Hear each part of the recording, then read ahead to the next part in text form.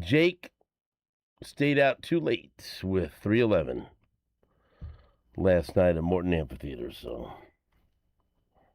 there you go. There you have it.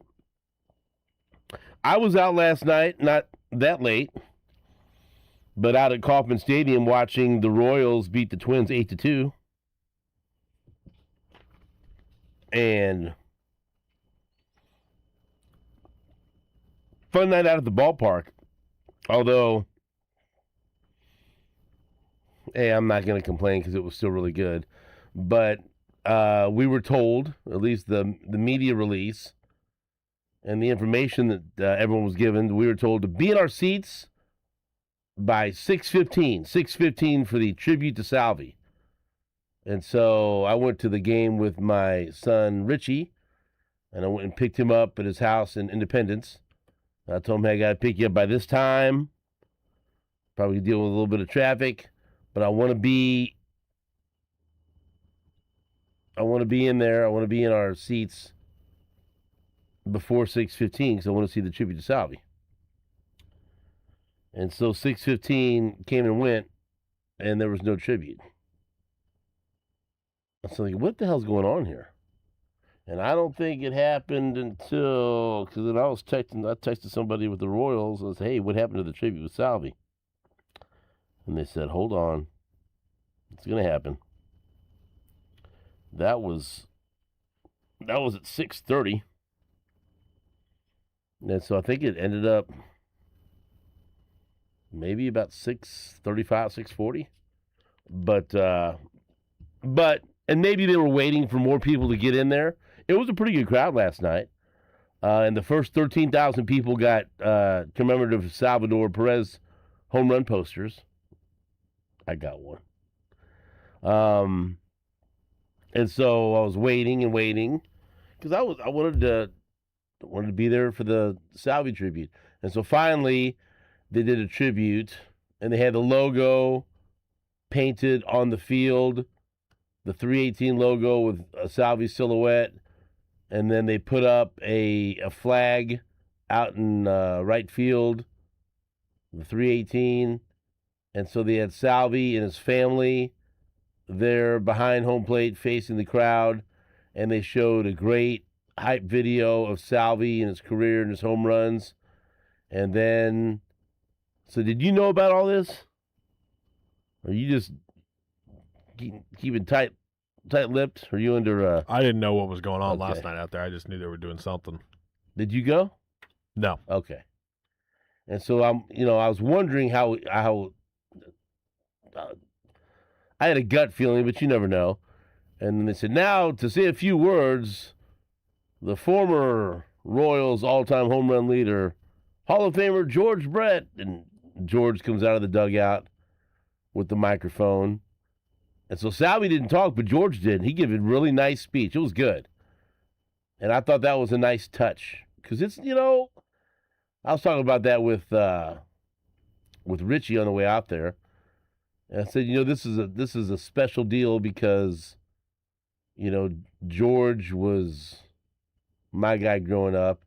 And if you think about it, like for guy Richie's age, he's 29. Boy, the years are rolling, by the way, when I sat there and tried to do the math on this. And you think about, what's the best Salvi moment? The wild card in 2014. And Richie was there. We were all together. And so what are we looking at now? 12 years ago? And so he'd have been 17. That's right in his wheelhouse. And so for people in their 20s or so, Salvi's been the guy. Look, when those teams went to the World Series and provided so many great memories, it clearly wasn't just Salvi. Haas and Moose and, on and on. Alcides Escobar, Lorenzo Cain, Giordano, Kelvin Herrera, Wade Davis. You name it. But Salvi's still here, Alex Gordon, Richie Ward Alex scored in Jersey to the game last night. Props to him. But Salvi's still here. And it was cool because I'm glad I was able to take one of my boys because, that was my guy growing up, passing the baton to, his guy for his generation, for Royals fans that beat his home run record. And so it's a cool moment that I wanted to be a part of. And I was glad I was there last night. And also, it's not always, this, man. Not all former major leaguers are as accepting of newer players, younger players breaking their records or surpassing any of their milestones, and they can get bitter about it. We've seen it, buddy.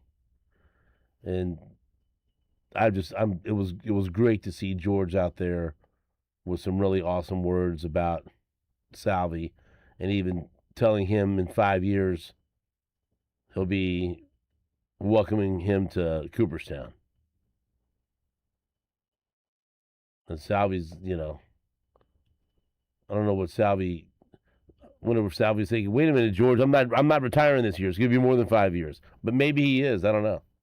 I don't think he is. You think he is? You think this is Salvi's last years? No. He's coming back. I think he's gonna finish out his contract. Yeah. Okay. All right. See, there's been these little clues, like when he won the WBC, he said, now I can retire or something to that effect, and then he beat the record this year, and now then George said last night, in 5 years I'll welcome you to into Cooperstown, and I'm thinking, wait a minute, does George know something? Is this another Easter egg? I don't think so. I hope not. And so, it was well done by the Royals. Even though if it was later than I thought it was going to be. It was good because more people got to see it. And then the Royals went on and played one of their better games in recent memory and beat up the Twins 8-2. The other thing that was significant about last night that I'm glad I was there for was the return of Bobby Witt Jr. off the IL. And speaking of George, you ask him, and one of the things that I always remember is when he'd come off the IL, he would come off the IL red freaking hot. He'd hit the ground running and be on fire. And this was Bobby Witt Jr.'s first stay on the IL. And boy, he looked like he was ready to roll last night. 3 for 5, 2 runs scored, 2 ribbies. And so maybe that's something they have in common. Hopefully we won't see that very often from Bobby. But he was locked in last night. Salvi got the sac fly, but then later on had a double, so that was good. Good to see Kyle Isbell back in the lineup, getting a couple of hits. Cags had 2 hits. So all around, they beat up on Joe Ryan, a guy that's had a lot of success against the Royals over the years. And then the continuation of this story of Randy Dobnak. I mean, it's wild, man. It doesn't make any sense. 5 innings, 3 hits, 1 run, 3 walks, 1 strikeout. We'll talk to Boerigter about it. Boerigter's got to love him. This guy's not striking anybody out. Pitches to contact. And pitches. Finds a way to get it done. And then you saw the utilization of the bullpen. We were all curious. Once they brought Lynch in after Dobnak only went 5 innings, 90 pitches. Lynch pitched the 6th. Schreiber pitched the 7th. Cruz pitched the 8th. And then the Royals put it well out of reach by tacking on 3 runs in the 8th. And then made it an 8-2 margin. And so they went to Pearson, another new arm that is auditioning to be part of this bullpen next year. Cruz gave up a bomb, but they weren't going to use Cruz as the closer, so I thought that was interesting. We even had Jeff Montgomery stop by where we were sitting and chat with us for a little bit. It was a good group of people. Trent Green was there and his lovely wife. The Lebos. Monty stopped by. Real good group of people that I was hanging with last night. It was a good game. How about that? Oh, there he is. There's Sunshine walking in. President of the Randy Dobnak fan club. Thought you'd wear goggles today in support of your guy. But the Royals win 8-2. So, and then something else yesterday, and hopefully you guys listened when I was talking about this yesterday. Now, this move was no surprise. This was no shocker. And the timing of it shouldn't be a surprise either. But what did I tell you yesterday when we were talking, and even the day before? Yeah, well, we were talking about that on Monday, weren't we? Monday and Tuesday. We were talking about Matt Strom. Yeah, he's been brought up this week, both days, I think. And I told you that in my discussions with people close to the situation, I've been told by more than one person that he was an issue on the mound and off the mound. The attitude, whatever, the personality, it didn't mix. He was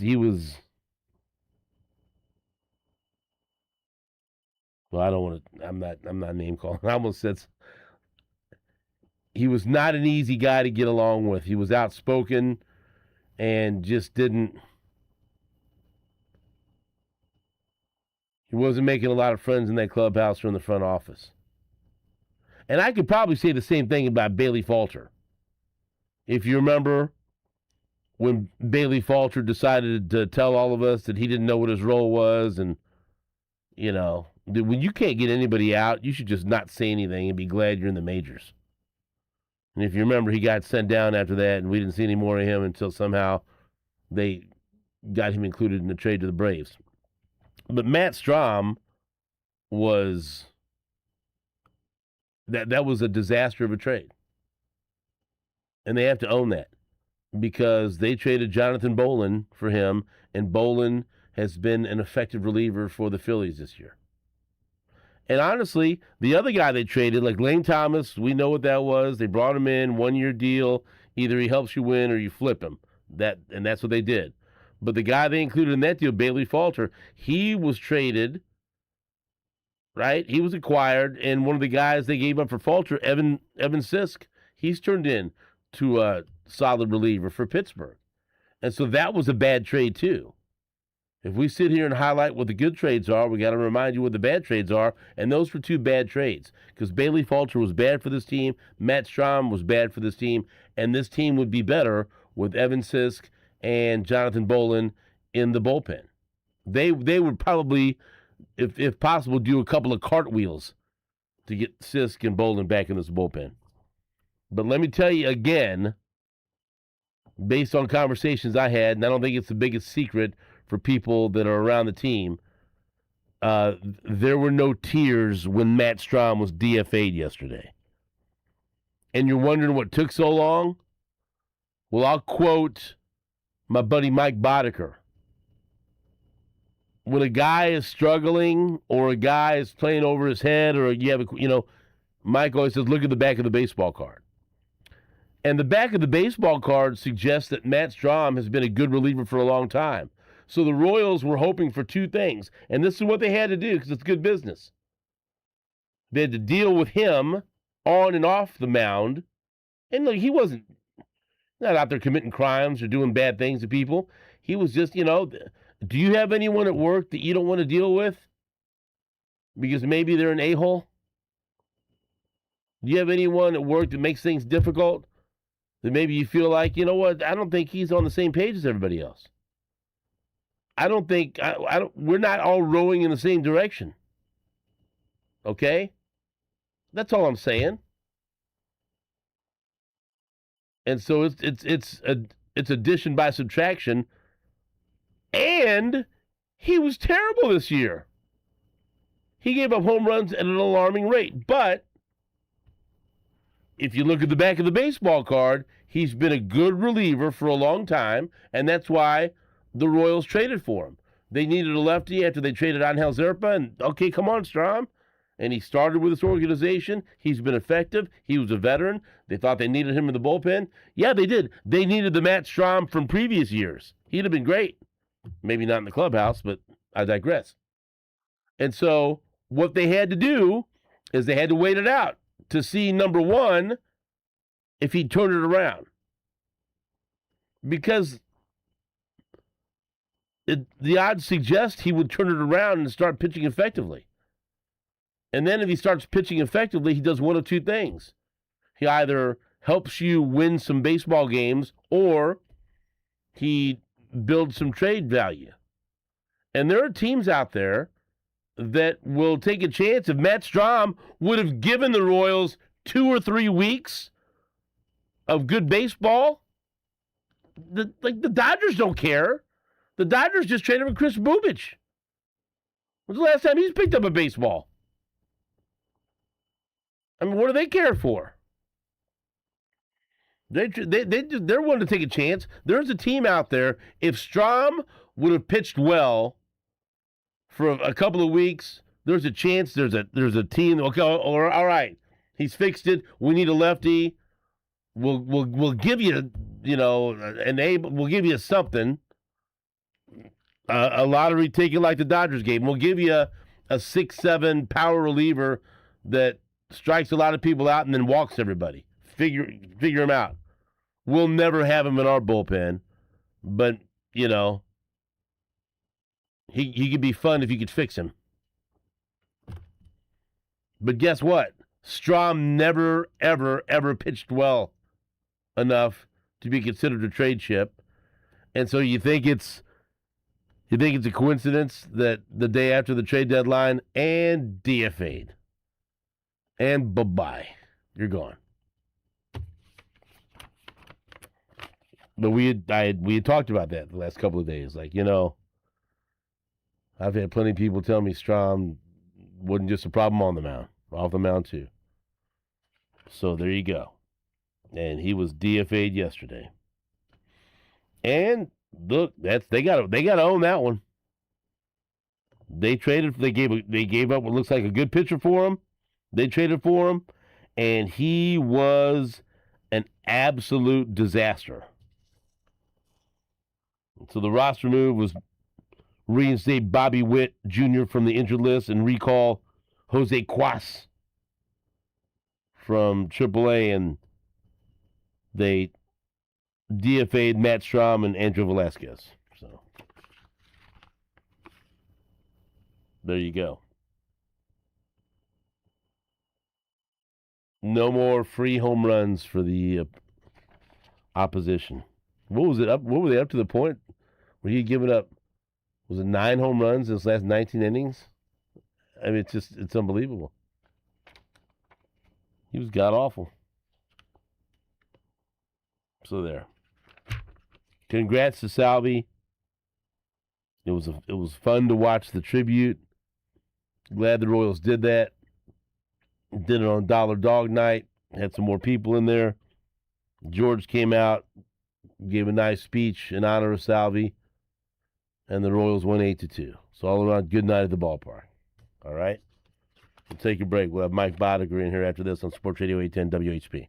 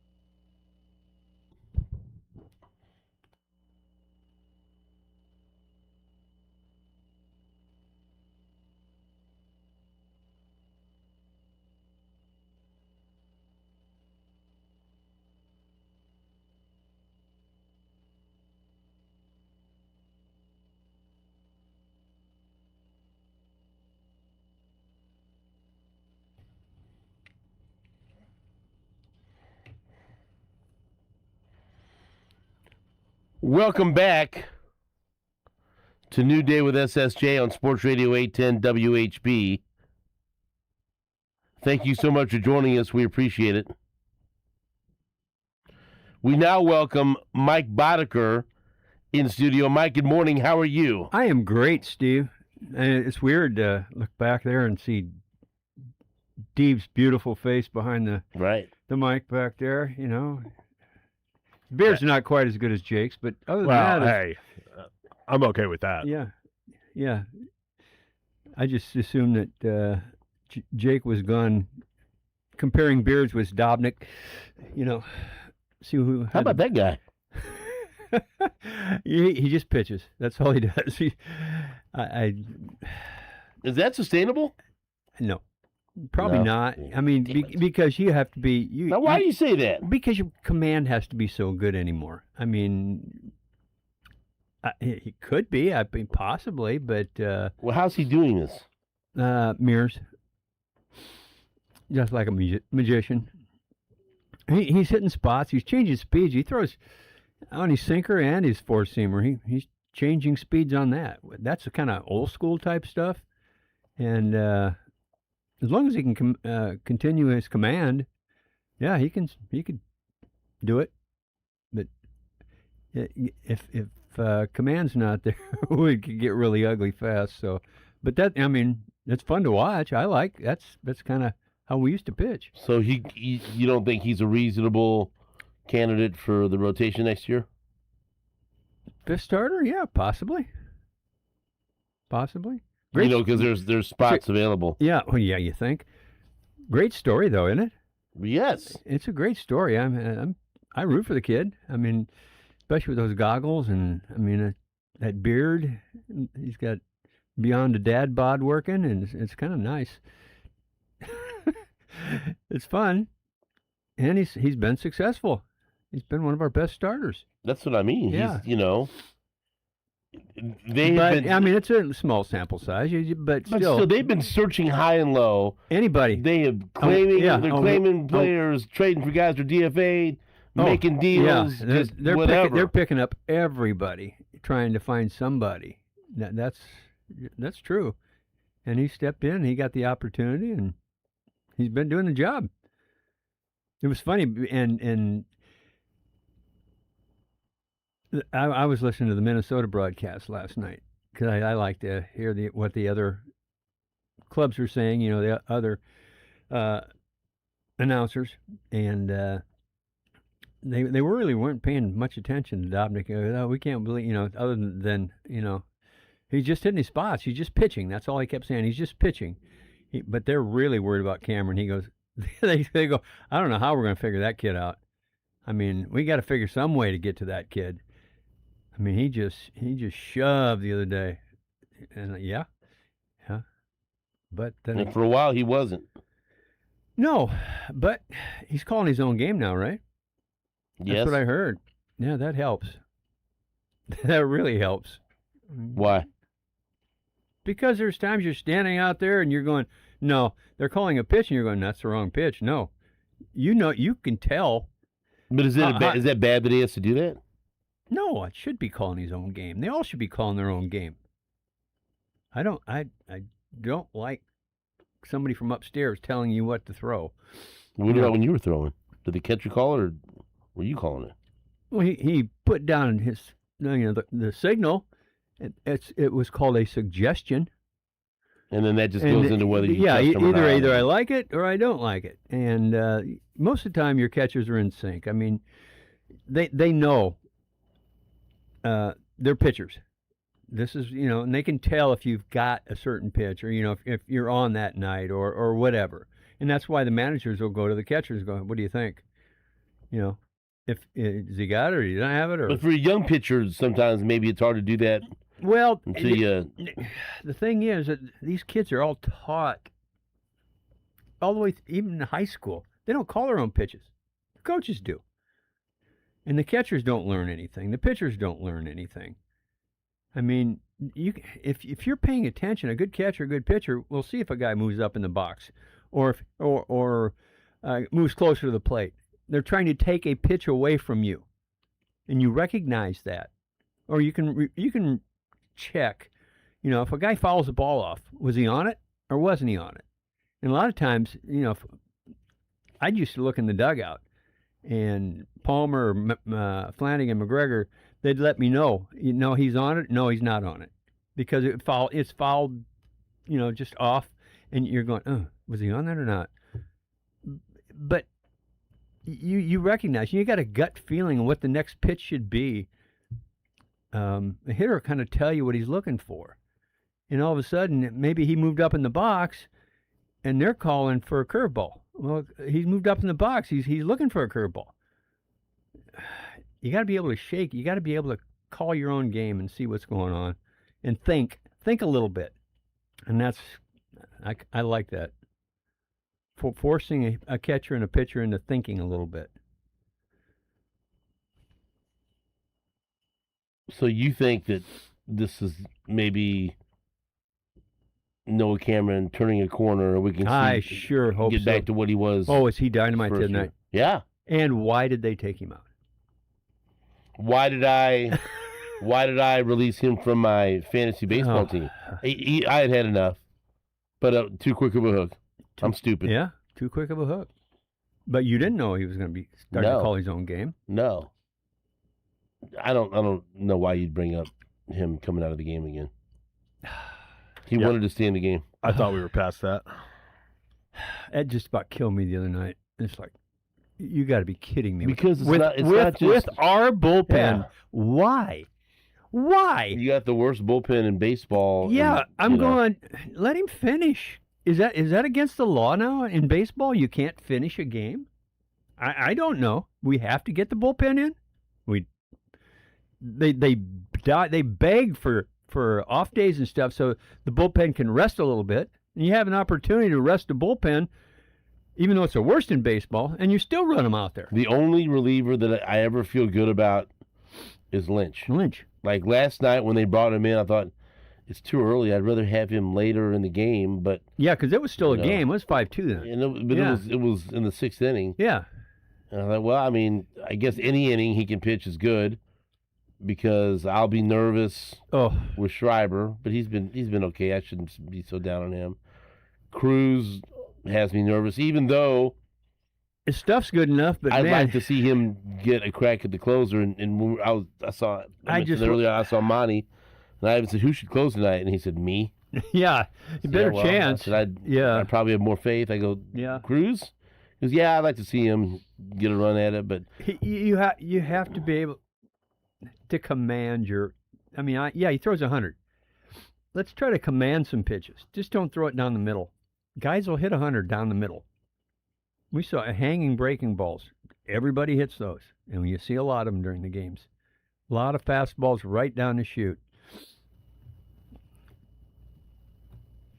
I don't know. I don't. You know what? I don't think the closer. I'm sitting there last night, and I'm going, okay, Bobby's back. All right, we're good.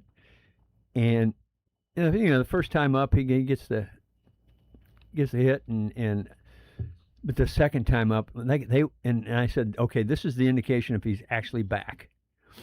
They threw that fastball in on his hands, and he turned on that double down the line. I went, oh, he's back. Yeah. The old Bobby's back right there, because you don't go in on Bobby Witt Jr. He will get to that pitch better than anybody I've seen. It's amazing how fast his hands are to get to that pitch, inside pitch. Do you remember that walk-off home run he hit against Duran, who was closing for the Twins at the time, about 103 mile per hour, off the plate. Yeah. What, 3 or 4 inches he pulls, he still gets. He gets his hands and he keeps it fair. It's like, that was remarkable. It is remarkable. He's amazing to me, how you can hit that pitch. Nobody should hit that pitch. That's that's why he's so good, because he can cover the outside, but you cannot go in on him. I was talking earlier about how whenever George would go on the IL, he'd come off and he'd be red hot. Just red hot. Right off the IL. And maybe that's what we're going to see from Bobby. I hope so. Because, they had to be killing him to be on the IL the first time ever and not playing. Yeah. Yep. And we missed him. Yeah. And every announcer, like I said, I listened to the other other people's guys on air, color, and it's like, oh gosh, even their manager last night, they interviewed him. He goes, worst call I got this morning was Bobby's back. That was after the game. Was that the worst call, or was it worse than Strom's been DFA'd? No. Like, the Twins were like, oh, damn it. Well, that's true too. I don't know if Strom. That's a hell of a 1-2 punch of Minnesota. Oh yeah. Bobby's back and Strom's been DFA'd. Like, Yeah. son of a. Yeah, he said he's probably one of the top 3 guys in all of baseball. He goes, and to get that call this morning saying Bobby's back in the lineup, he goes, that's a bad call to get. He was kind of funny on an interview last night. I like hearing other people's versions of what the Royals are and what they see. So, kind of fun listening to that. I was happy to be out there for the tribute to Salvi. Yes, where's your poster? Hanging up? In the car. Oh, I rolled up. I got to get a frame for it. Yeah. Richie took his. He's going to get a frame for it. I mean, it's a really nice poster, and this is cool to. Yeah. And, you know? Yeah, and you're in the position you can't go up and ask for autographs. No. Yeah, I know. But when he's retired, after he retires. I'm a picture guy. I like taking pictures with people, but I'd like to get that signed. Yeah, that would be nice to get signed. I have someone else to get that signed. Yeah. No, but for sure. That was a great moment last night. Yeah. And I'm glad they had George out there. George has been unbelievable, hasn't he? You know this. Not all ex-major leaguers. Oh, hell no. Are people get bitter and pissed off they when do. people break their records. They don't like losing. They want to be recognized. Right. I actually went the opposite way. I called up Mike Mussina when he was with the Orioles. I says, "You better win 20 because I'm tired of being the last 20-game winner." And he fell short. I went, "You got to be kidding me," because Mussina should have won 20 easily with the Orioles, and he never did. All those years. We've got Mike Boerigter in studio. Let's take a break. When we come back, we'll play. We got some George Brett on the broadcast last night. Is Deeb's going to tear up? Maybe. He might. Huh? Come on, yeah, he's Deebs. already teared up because Jake's not here. And we'll hear some Bobby Witt Jr. And then later on, we've got some Chiefs sound from yesterday. Yes. Acting offensive coordinator Joe Blameyer. We'll hear what he had to say, and also Kenneth Walker III and Kyrus Tonga. Free agent defensive tackle that the Chiefs signed in the offseason. We got lots of stuff to talk about. A lot of good stuff, Steve. Yeah. We're going to talk to Matt Derrick, Jeremy Fowler, Scott Sharp, Billy Brimblecom. We'll talk about tickets for Thunder Gong going on sale on Friday. And also have Ted Sweeney, managing partner of the St. Joseph Goats. They're playing in the championship game in St. Joe on Saturday. He's going to call in at 7 o'clock just to let people know that St. Joe's hosting Arena Mania. And so you want to go up and watch them play for a title. That's going to be on Saturday night. We'll take a break. Back after this on WHP.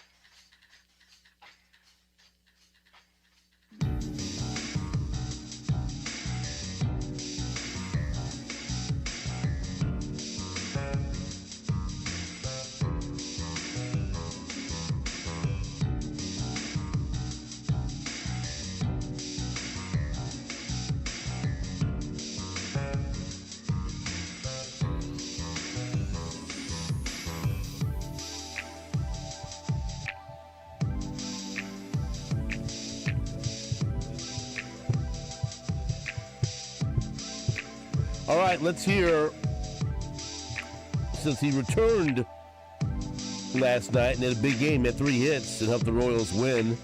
Let's hear Bobby Witt Jr.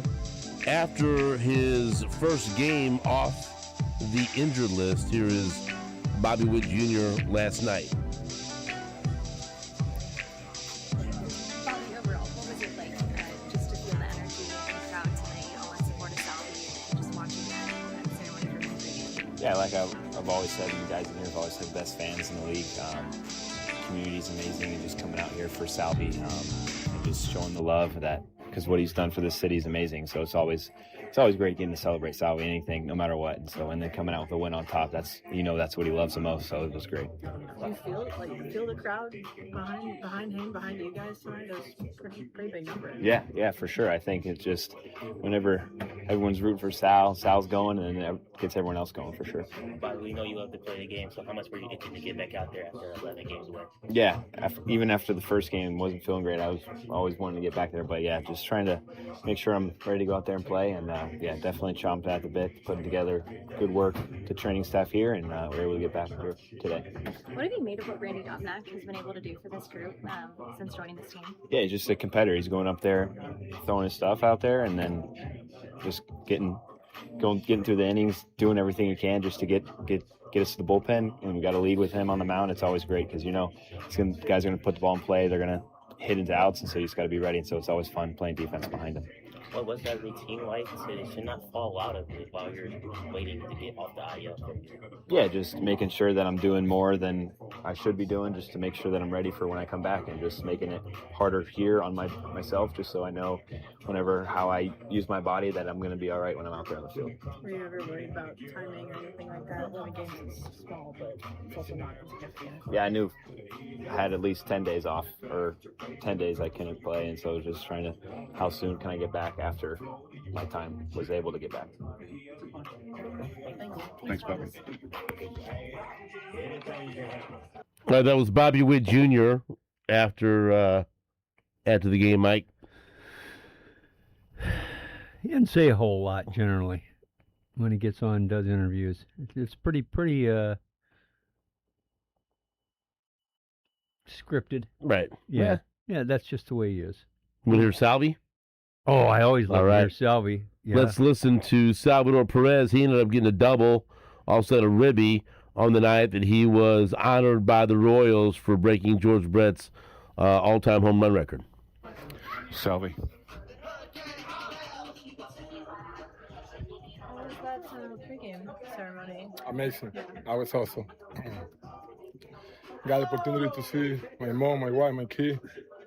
George Brett speak for me. That was a special night for me.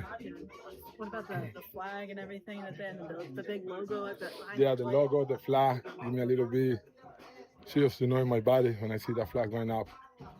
My mom was super excited. It was a great night. Only fitting that the team gets a win on a night That's when they're awesome. honoring you. So I know that was most important to Yes. you. What did you make of the group's performance tonight and continuing to just string it back together? Everybody, from the starting pitcher, bullpen, Junior back, Isbell back. That was a great night for everybody tonight. That was awesome. Yeah, how much of a boost did Izzy and Bobby being back give this group? A lot. You guys see what they do tonight. So we've been missing everybody, a lot. So now that they're healthy, we're going to play hard and see what happens. So did you feel the crowd behind you in pregame, but then also just throughout that game? That was awesome, even pre-game, even though it was that early, even before the game started. I saw a lot of people, a lot of fans. I want to appreciate them. Thank you for the love. You guys mean a lot to me. That's what I feel home in Kansas City. How nice is it to see Randy Dobnak do what he's doing on the mound for you guys? Amazing, He's been pitching really good for us. He got the stop, he prepared himself pretty good, and every time he pitches, he's going to compete and give everything he has for us to win. Was it fun for you to reminisce in between innings when they were replaying your homers on the video board? The first 5 years, no, the way that I look. But after that was pretty fun. That's pretty good. I was super skinny, 2011. Different Salvi. Thank you.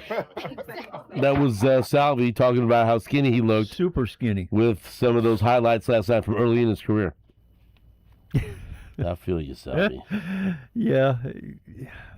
Yeah, you used to watch him run around the bases, and now you watch him. It's a whole different Selby. He's still And chugging, extra- though. He is. That's right. The other day when he got the triple, Yeah. I was dying laughing. He got it, though. He got it. He got it. He was laying there, and the people and all the guys in the dugout were laughing at him. You want to hear some Randy Dobnak? Yeah. I haven't heard anything. He deserves more credit because I just feel like some people are not saying like what you said, but I think some people are like, man, Is it sustainable? He's gonna get crushed his next start. He's gonna get crushed his next start. This ain't gonna, and it just he keeps pitching well. He's put up terrific numbers. He changes speeds very, very well on all of his pitches. He's got something. And right now the location has been pretty damn good. So like yesterday, he only had one strikeout but 3 walks. Yeah. But 1 run limited their opportunities and so limited the damage. Let's listen to the starting pitcher, the winning starting pitcher last night, Randy Dobnak. Dobnak.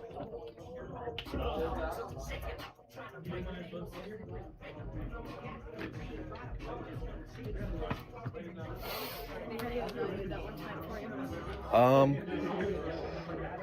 thought it was pretty good overall. I did a good job mixing. They hit some balls hard, but luckily they're on the ground. Defense was really good behind me again, so that's always nice. Later in the game, I started falling behind a little bit. I had to kind of lay some pitches in there, and they hit them pretty hard. But overall, I like it. Do you make adjustments when you face a team back-to-back like that? Do you see them making adjustments against you? How does that back and forth go? Yeah, I've actually got to experience that a little bit in AAA over the years because if you line up for a Tuesday game, you go Tuesday, Sunday. But yeah, the game plan today was very similar to how it was last time. I thought last time I did an okay job of executing, and this time early on I was able to land strike one. I did a little tweak to my slider grip in the bullpen today pregame. Had a little bit more movement to it. I think that was a good pitch early on. Just throw him off a little bit, but just continue to mix, kind of be unpredictable no matter the count. Just how comfortable have you felt these last 4 starts that you've made with the Royals? I don't like to get too comfortable. My wife doesn't believe me, but I'm always kind of nervous to get the first out. But just kind of trusting my stuff out there helps a lot. Having the confidence in each pitch you throw is always a good thing. Your slider that you're talking about, is that the sweeper? Or Sweeper, yeah, whatever they call it, yeah. The sweeper, yeah. I think I threw one slider. It's actually it's like a curveball. Yeah, I guess you can say sweeper. I call it a slider, but to each their own. Right. I think it was a little bit of your most used pitch tonight, by just a little bit. Mm-hmm. I think that was different from last time. I think that's based on just like that, because we were able to make throw them off a bit. Yeah, I think last time I threw a lot more changeups. I wasn't really able to land my changeup too much today. I had a better feel for the slider. So yeah, I mean, sometimes if I fall behind a lot with the changeups, I'll kind of think about what I need to do to make it a better pitch. But sometimes I have more confidence in the slider. If I'm behind a count or 3-2, I think 2 of the walks, one was a 3-2 slider. I tried to backdoor it. The other one was a 3-1 to Brooks. Tried to backdoor that too, but it didn't backdoor. But the confidence was there for it. I think I showed 2 at a time. That's what I wanted to throw, but didn't execute. What was it like to feel the energy in Kauffman Stadium tonight, just cheering for Salvi and being able to honor him? That was really cool. I've got to play against him over the years. Watch him play a lot. Even when I was in high school, college, or maybe high school actually. Yeah. But yeah, to be a part of that, to be a part of the team with him now, it's pretty cool. Just to see what he does day in, day out. You feel like crowd behind during all year for him, that pregame ceremony, you kind of feel that energy? Yeah, that was pretty cool. I think I was out in the bullpen when he was doing the whole thing, and then he came up to bat. I think the first inning, the crowd kind of went nuts. It's always cool to see. It's cool to see as a fan, as a player. So I couldn't imagine what he's feeling when he gets to hear that. Thanks, sweet. You're welcome.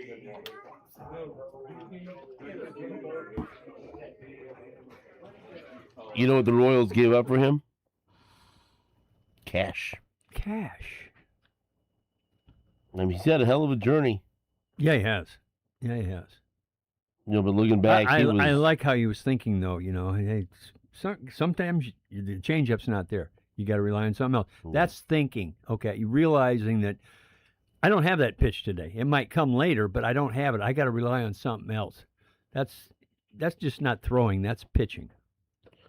See, back in November, the Tigers declined his $6 million option for 2026. Then he got a non-roster invite. From the Seattle Mariners in November. Then he was dealt to Kansas City in June 17th. The Royals acquired him from the Mariners in exchange for cash. And so, and he went to the right spot because he had been signed to a minor league deal with Seattle, but upon joining Kansas City, he exercised his upward mobility clause that will result in the Royals adding him to their 40-man roster, and boy, do they need him. They brought him up from Omaha on July 1st, and he pitched 5 1/3 innings in the majors last year, 9 2/3 in 2024, and before that, the last time he pitched in the majors was 2021. The most he's ever pitched in the majors was 50 innings. And so now he's up to 31 innings this year for the Royals. Oh, jeez. Here we go. What? You're running out of innings. Well, no, but still. Well, he's been pitching a lot in the minors, but a 1.16 ERA. Yeah. 31 innings, 24 hits, only 15 strikeouts, but 13 walks. It's been incredible. He's given up 4 runs in 31 innings. Good story. You gotta love this guy. Yeah, it's a good story. The goggles, the beard, yep, the pot belly. I kind of like. Yep. I like what you said earlier, Mike. The little dad bod plus. Yeah, a little plus. Yeah. Well, congrats to Randy Dobnik. Wins again last night for the Royals. Yes, congratulations. We'll take a break. Back after this on